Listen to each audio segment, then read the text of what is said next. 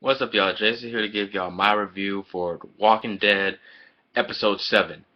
Now, we are getting close. We are getting really close to the mid-season finale. In fact, the finale is next week, basically.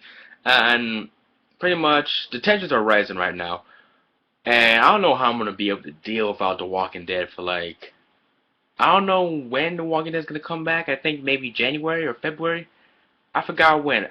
Correct me. I think it might be February or January. I'm not too sure. But besides that, I don't know how I'm going to survive, a long break without The Walking Dead. I mean, seriously. But this episode pretty much was okay. I thought it was an okay episode. Some pretty good parts in here, especially for Glenn and Maggie and the governor. Oh, shit. The governor. Okay. Quick summary of this episode. Pretty much this episode is pretty much dealing with the interrogation, Meryl's interrogation with Glenn, trying to squeeze some information out of him so he could tell him where his brother is and where the group is at.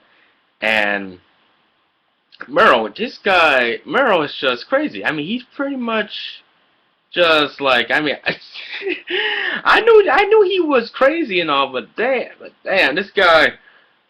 He gets pleasure. He really does. I think he really does get pleasure out of seeing other people suffer. And I'm really glad that they left him on that rooftop because this guy's a fucking dick. I mean, he really is a fucking dick.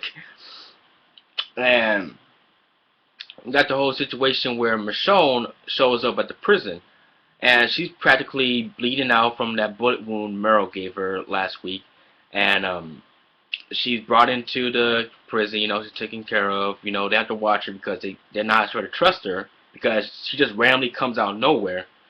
And this is some really good things happening in this episode with Michelle, how she's watching the group, how she's trying to, get a good idea of what kind of people they're like.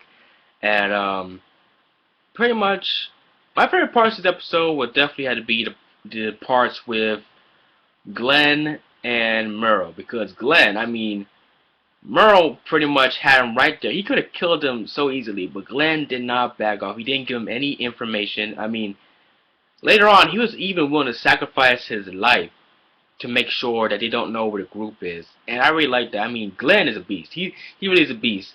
And when Merle let loose that walk, I mean, this motherfucker let loose a walker on him. God damn, man. You let loose a walker on Glenn? What the fuck? I mean, what the actual fuck, man? So, and Glenn, the way he handled the walker while being tied onto a chair was also pretty cool, man. So, it shows you that, his time, out there surviving has pretty much helped him. He's not so weak as to, be, you know, taken out that easily by being tied on the chair. He was moving around, he was being smart, he was keeping the walker at bay, so that there was pretty good. And then we got the scene with the governor and Maggie. And this right here, I thought it was gonna be a rape. I really thought there was going to be a rape. If this was a rape, if this was going to be a rape, this would have bumped the governor all the way up to #1 on the must-die list, because I would not forgive this guy if he even attempted to rape Maggie. And pretty much what he does, he tells her to take her clothes off. She's standing there topless, and he goes over there and starts sniffing her hair. So creep. It looks like he's going to rape her, but I'm like, oh shit. I'm, oh man, I just felt very uncomfortable watching that scene right there. And I gotta say, the governor is really, really, really starting to piss me off. He's really starting to piss me off for real. And besides that, what else is there? Oh, the scene with the I think it's a homeless guy or a hermit or whatever the fuck he is. This hermit guy is stupid, really stupid. But pretty much, um, as the group, I think it's Rick, Daryl, um, I think who else came along? It was Rick, Daryl, I don't think Carol came along. I don't think no Carl didn't come along. Did Carl come along? I'm not too sure. I don't think Carl came along. So they're pretty much out there searching for Glenn and Maggie, and they're trying to find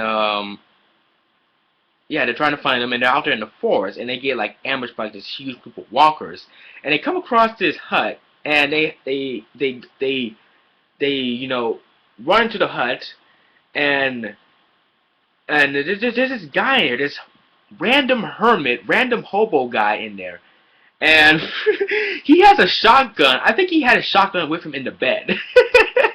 I think he had it with him in the bed. He pulls out the shotgun, and they're trying to tell him to calm down. I mean, there's walkers outside. He obviously could hear the walkers pounding on the wall. He could hear them.